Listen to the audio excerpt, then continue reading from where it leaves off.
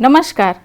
આજના આ કાર્યક્રમમાં ગુજરાતના ખૂણે ખૂણેથી અમને સૌને જોઈ રહેલા ગુજરાતના વાલીઓ, પરિવારજનો અને શિક્ષણવિદો આપ સૌનું હું doctor Rupam Upadhyay children's research university વતી હાર્દિક સ્વાગત કરું છું. આજે આપણી વચ્ચે આપણને માર્ગદર્શિત કરવા માટે ઉપસ્થિત છે રચનાબેન દવે. નમસ્તે રચનાબેન, આપનું હાર્દિક સ્વાગત છે.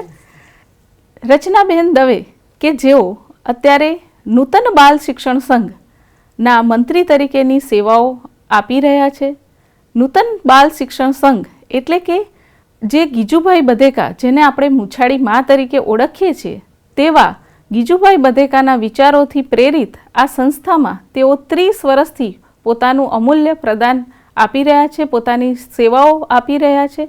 તેઓ આજે આપણને માર્ગદર્શિત કરવા ઉપસ્થિત થયા છીએ. ત્યારે માનનીય રચનાબેન દવે કે જેઓ બાળકોની સાથેની પ્રવૃત્તિઓ જેમ કે ચિત્રવાર્તા, વાર્તા, બાળકોના રમકડા, તેમની સર્જનાત્મક પ્રવૃત્તિઓ જેવા સર્જન કાર્યોમાં તેઓ સતત રચ્યા રહે છે. એટલે કે આમ કહેવું જોઈએ કે બાળકો અને તેમના પ્રવૃત્તિઓમાં એકદમ એમના લોહીમાં વહે છે. બાળકો વહે છે, એમના માતા પિતાને માર્ગદર્શિત કરવા માટે એમને સતત એ ચિંતા કર્યા કરે છે. એવા રચનાબેન દવે આપણી સાથે આજે ઉપસ્થિત છે.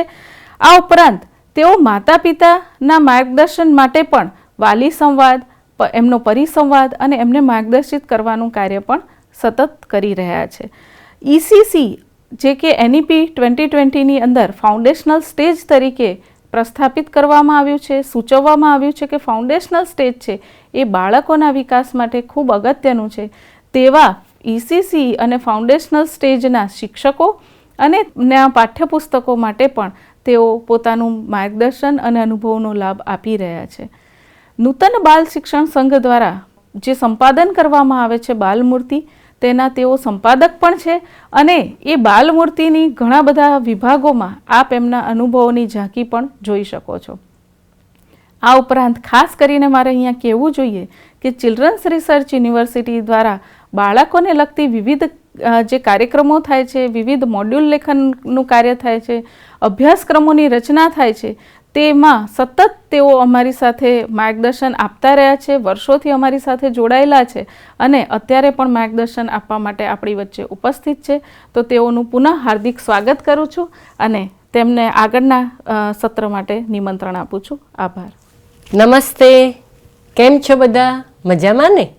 આજે આપણે એક સરસ મજાના વિષયની વાત કરવાના છે અને એ છે વાર્તા. વાર્તા રે વાર્તા, બાબો ઢોર ચારતા. આ સૌ કોઈએ સાંભળ્યું છે.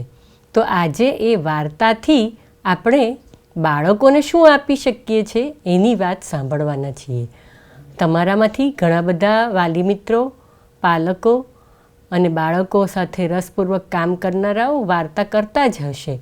આજે આપણે ખાસ કરીને જન્મથી 3 વર્ષના બાળકોને માટે વાર્તા કેવી હોવી જોઈએ, વાર્તાથી શું ફાયદો મળે છે એની વાત કરવાના છે. તો વાર્તા એ એવું એક શાસ્ત્ર છે, એવું એક શસ્ત્ર છે કે જેનાથી આપણે બાળકોને ખૂબ આનંદિત બનાવીએ છીએ. વાર્તાનો મુખ્ય હેતુ જ બાળકોને આનંદ આપવાનો છે. હવે જ્યારે જન્મથી 6 મહિનાના બાળકની વાત કરીએ છીએ ત્યારે આ બાળકો વાર્તા કેમ સાંભળે ભાઈ? તો વાર્તા એટલા માટે સાંભળે કે બાળકોને વાર્તા કરીએ ત્યારે આપણું મોઢું જોવાનું ગમે છે, આપણા મોઢા પરના હાવભાવ જોવાના ગમે છે અને એની સાથે સાથે આપણે જે બોલીએ છીએ એના ટોનને એ પકડે છે અને ટોનને પકડે છે અને ધીમે ધીમે ધીમે એનાથી એ પરિચિત થતું જાય છે. જેમ વારંવાર એ વાર્તાને સાંભળે છે એમ એમ એ બાળકોના બ્રેઇનના કનેક્શન્સ પણ વધતા જાય છે. એટલે ખાસ કરીને આપણે બાળકના મગજના વિકાસ માટે અને બોન્ડિંગ માટે વાર્તાઓ કરવી ખૂબ જરૂરી છે. વાર્તામાં બાળકો શું પકડે છે ખબર છે ભાઈ તમને? બાળકોને તો ગમે છે એની અંદર આવતી રિધમ, એટલે કે પેલા જોડકણા આવે ને, જેમ ગીજુભાઈની ઘણી બધી વાર્તાઓમાં જોડકણા ખૂબ આવે કારણ કે બાળકોને એ ખૂબ સાંભળવા ગમે છે. તો દીકરીને ઘેર જાવા દે, તાજી માજી થાવા દે, કે પછી અટણાવ્યું ડટણાવ્યું, ઊંચેથી આભ પડ્યું, પીઠ મારી ભાંગી નાખી. ભાગો રે ભાઈ ભાગો, ભાગો રે ભાઈ ભાગો. જ્યારે આપણે આવું રિધમ સાથે વાર્તામાં બાળકોને કહીએ છીએ ને, ત્યારે બાળકોને એ સાંભળવાની મજા પડે છે. એટલે કે એમના કાનને સરસ રીતે કેળવવાની જે જરૂરિયાત છે એ અહીંયાથી સરસ રીતે સંતોષાય છે. બાળકોને જ્યારે આપણે સંભળાવીએ છીએ ને, ત્યારે એમની અર્લી લિસનિંગ સ્કિલ તૈયાર થાય છે. અને એનો ફાયદો ધીમે ધીમે ધીમે જેમ જેમ એમના બ્રેનના કનેક્શન્સ વધતા જાય છે, એમ એમ સરસ રીતે થતો જાય છે. હવે 6 થી 12 મહિનાના બાળકો માટે તો આ બાળકોને તો આપણે જે વાર્તા કરીએ છીએ ને, એ વાર્તાના શબ્દોને પકડતા પહેલાં જે ટોન પકડે છે, એની સાથે સાથે એ શબ્દનો અર્થ શું થશે એને સમજવા માટેના થોડા નાના મોટા પ્રયાસ કરે છે. આપણે જે વાર્તા કરીએ એમાં જે કાંઈ પણ સાઉન્ડ એટલે કે જે કાંઈ પણ અવાજ આવે એ અવાજને પાછળથી એ નકલ કરવાનો પ્રયત્ન કરે છે. જેમ કે બકરીબેન આવ્યા, બે બે બે, તો એ ધીમે ધીમે બે બે બે એમ બોલવાનો ઉચ્ચારવાનો પ્રયત્ન કરતા જાય છે. તો વાર્તાઓથી બાળકોનો ભાષા વિકાસ સરસ રીતે સધાય એ માટેનું સુંદર આયોજન વાર્તા દ્વારા થતું રહે છે. બાળકો વાર્તા સાંભળે છે ત્યારે એ માતા અને પિતાની ખૂબ નજીક હોય છે. એટલે વાર્તા એમને માટે માતા પિતાને સાથે રહેવાનો એક સુંદર અવસર પૂરો પાડે છે. એટલે કે માતા અને બાળકનું બોન્ડિંગ વધે છે, એમનું જોડાણ વધે છે. અને જ્યારે રાત્રે સૂતા સૂતા વાર્તા સાંભળે છે ને, ત્યારે તો વળી નવીન સપનાની દુનિયામાં સરી જવાની એમને મજા પડે છે. આ 6 થી 12 મહિનાના બાળકો છે ને, એ થોડું થોડું બેસતા શીખ્યા છે ને, એટલે હવે ઘણીવાર માતાના ખોળામાં બેસીને વાર્તા સાંભળવાનો લાવો પણ માણે છે. હવે વાત આવે છે 1 થી 2 વર્ષના બાળકો.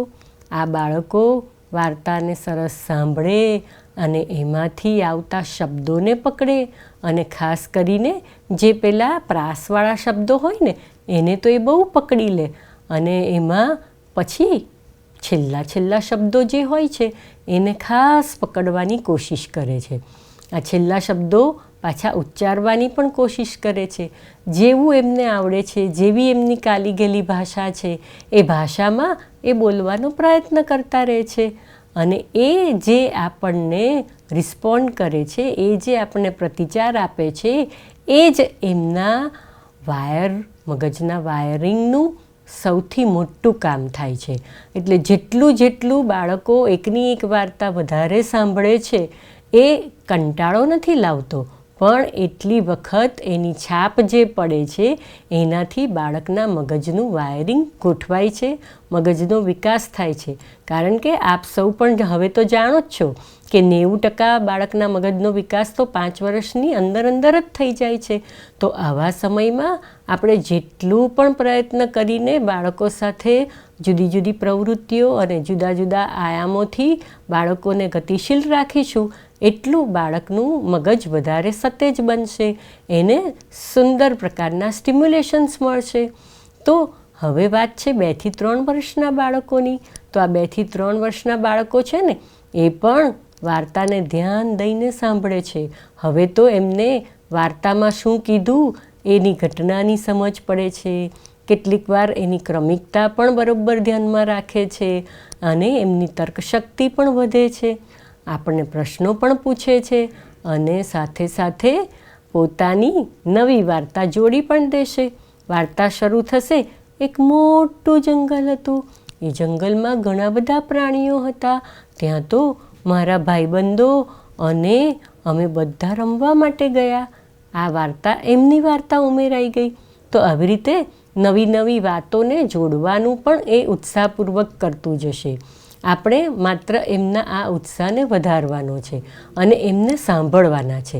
અહીંયા આપણો કોઈ હેતુ એમને નૈતિક મૂલ્યો આ બધું આપવા માટેનો નથી, પણ માત્ર ને માત્ર બાળકો વાર્તા થકી શબ્દો, શબ્દોની સમજણ, અવાજ એટલે કે ટોન, પછી પેટર્ન, આ બધાને પકડે એ ખૂબ જરૂરી છે. કારણ કે બોધની વાત તો પછી આવે છે, પહેલાં તો બાળક શું સમજે છે એને સમજવું ખૂબ અગત્યનું છે. એટલે સાંભળવું, બોલવું એ બધું તો પછીની વાત થશે. પહેલાં જે સાંભળે છે, જે જુએ છે એને સમજમાં આવશે એ ખૂબ અગત્યની બાબત બનશે. તો હવે કેટલીક આપણે નાની નાની વાર્તાઓ બાળકો માટે તૈયાર કરવી પડશે. કેટલીક તૈયાર આપણને ઉપલબ્ધ હોય તો એનો ઉપયોગ પણ આપણે કરવો પડશે. જેમ કે અહીંયાથી હું તમને બતાવીશ 1-2 ચોપડીઓ જેમાં ખૂબ નાના બાળકો માટેની વાર્તાઓ લખાયેલી છે. જુઓ ત્યારે એ પુસ્તક.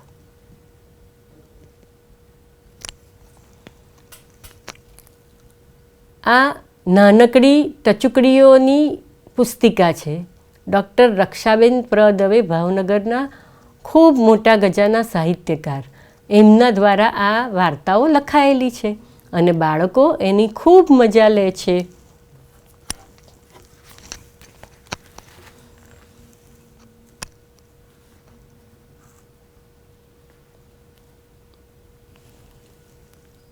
એવું બીજું પુસ્તક એમનું જ લખાયેલું છે, ટચુકડીઓ અને બીજી બાલવાર્તાઓ.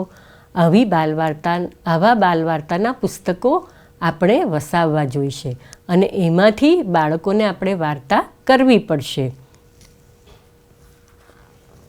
આમ તો આ ઉંમરના બધા જ બાળકોને વાર્તા સાંભળવી તો ખૂબ ગમે છે. હવે વાર્તા સંભળાવવા માટેનો કોઈ સમય નિશ્ચિત નથી. આમ જોવા જઈએ તો બાળક ઉઠે, બ્રશ કરવાનું છે ત્યારે પણ એક નાનકડી વાર્તા થઈ શકે છે. બાળક નાહી રહ્યું છે ત્યારે પણ નાનકડી વાર્તા થશે. બાળક જમે છે ત્યારે પણ નાનકડી વાર્તા થશે. અને આનો મોટો ફાયદો શું છે ખબર છે? આજકાલ જે સમસ્યા છે ને કે મોબાઈલ જોતાં જોતાં જ ખાય છે બાળકો, એ દૂર થઈ જશે. બાળકોને આપણે વાર્તાની નજીક લઈ જઈશું અને વાર્તા એ આપણી નજીક લાવશે એટલે એનો એક બહુ મોટો ફાયદો આપણને મળવાનો છે. હવે આવી વાર્તાઓ આપણે બાળક સાથે કેવી રીતે કરી શકીએ તો એનું એક નાનું ઉદાહરણ જોઈએ. બાળક બ્રશ કરી રહ્યું છે ત્યારે આજે તો પિંકીબેન સવારમાં વહેલા ઉઠી ગયા છે અને એમને તો બ્રશ કરવાની ખૂબ મજા આવી રહી છે. જુઓ જુઓ જુઓ, એમના મોઢામાં તો કેવું ફીણ ફીણ ફીણ આવી ગયું છે. અને આ ફીણ છે ને એ તો પહેલાં દાંતમાં આવતા બધા કીટાણુઓને ગુમ કરી દેશે. આવી નાનકડી વાર્તાઓ બાળકો સાથે એમની જ જે ક્રિયાઓ છે એને જોડી જોડીને આપણે કરી શકીએ છીએ. એક નાનકડી લીટી પણ બાળકો માટે તો વાર્તા બની જાય છે.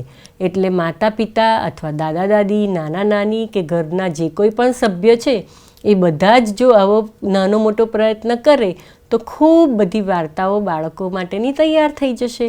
અને એમાં આપણા જ બાળક અને એની આસપાસના જે બાળકો છે એમના નામ દઈને જો આપણે વાત કરીશું તો એમાં એમને ખૂબ મજા આવે છે.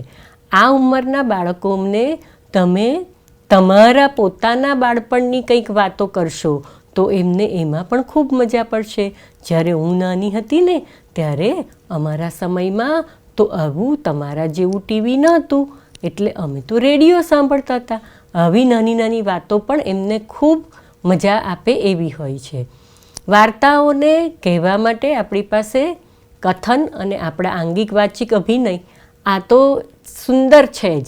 એના ઉપરાંત કેટલીક વાર બાળકોને આપણે કોઈક ચિત્રવાર્તા માટે આપણે આખી અલગથી વાત કરી જ છે, એનો ઉપયોગ પણ કરી શકીએ છીએ. તો કોઈ વાર આપણે બીજા સાધનોનો ઉપયોગ પણ કરી શકીએ છીએ. તો જોઈએ આપણે એ કેવા સાધનો છે.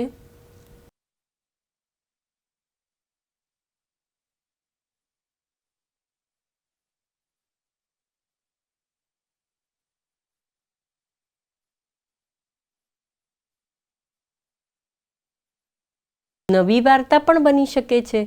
સસલીબેન પર પાન પડ્યું એમ બતાવ્યું છે, એને જોઈને બાળક પોતાની નવી વાર્તા રચે તો એ પણ આપણે આવકારવી જોઈએ. તો આવી રીતે આપણે સરસ મજાના ચિત્રોને લઈને પણ વાર્તા બાળકો પાસે મૂકી શકીએ છીએ. સસલીબેનને કોણ મળે છે, કોણ એમની જોડે વાતો કરે છે, આ બધું આપણે એમાં સહજતાથી બતાવી શકીએ છીએ અને એને રજૂ પણ કરી શકીએ છીએ. આમાં જ બાળકો આખું જંગલમાં શું હોઈ શકે, કેવા પ્રાણીઓ જંગલમાં છે, આ બધી બાબતોની નોંધ લઈ શકે છે. એટલે કેટલીક વાર આપણે જે બાળકોને વાર્તામાં કલ્પના આપી છે એને એ આ ચિત્ર દ્વારા પરિપૂર્ણ કરતા જોઈ શકે છે અથવા તો શીખી શકે છે.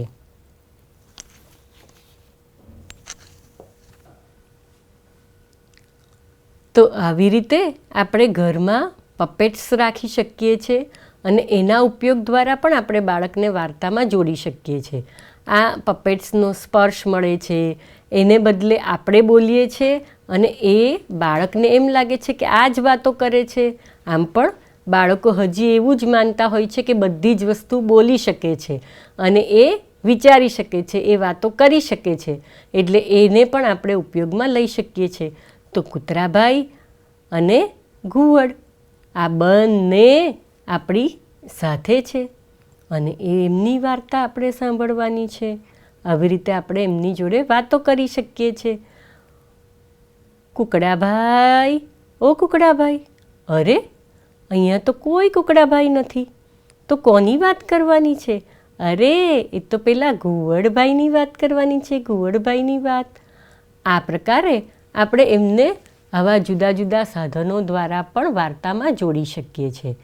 તો વાલી મિત્રો, આપણે બાળકોને જન્મથી 3 વર્ષના બાળકો જેમની ઉંમર ખાસ કરીને આ બાળકોના મગજના વિકાસ માટે જરૂરી છે, તો એ સમયમાં આપણે એમને જેટલા પણ એક્સપોઝર આપીએ, એટલે કે જેટલા પણ નવા વિચારો આપીએ અથવા તો વિચારો કરતાં પણ વધારે પ્રવૃત્તિઓ જે આપણે આપીએ છીએ એ પ્રવૃત્તિઓ બાળકોના મગજને વિકસવામાં ખૂબ ખૂબ ખૂબ ઉપયોગી થાય છે. વાર્તા તો એક એવું શસ્ત્ર છે કે જેના દ્વારા આપણે બાળકની કલ્પના શક્તિ, બાળકની વિચારસરણી, બાળકની યાદશક્તિ અને બાળકને પ્રોબ્લેમ સોલ્વિંગની સ્કિલ એટલે કે સમસ્યા ઉકેલવાની જે શક્તિ છે એને પણ ખીલવી શકીએ છીએ. તો દર્શક મિત્રો, વાલી મિત્રો, આપ સૌ આપના બાળકોને ખૂબ બધી વાર્તાઓ કરજો અને બાળકો અને તમારા વાર્તા કરતા એવા સરસ મજાના વિડીયો તમે ચિલ્ડ્રન્સ રિસર્ચ યુનિવર્સિટીને પણ મોકલશો. આભાર.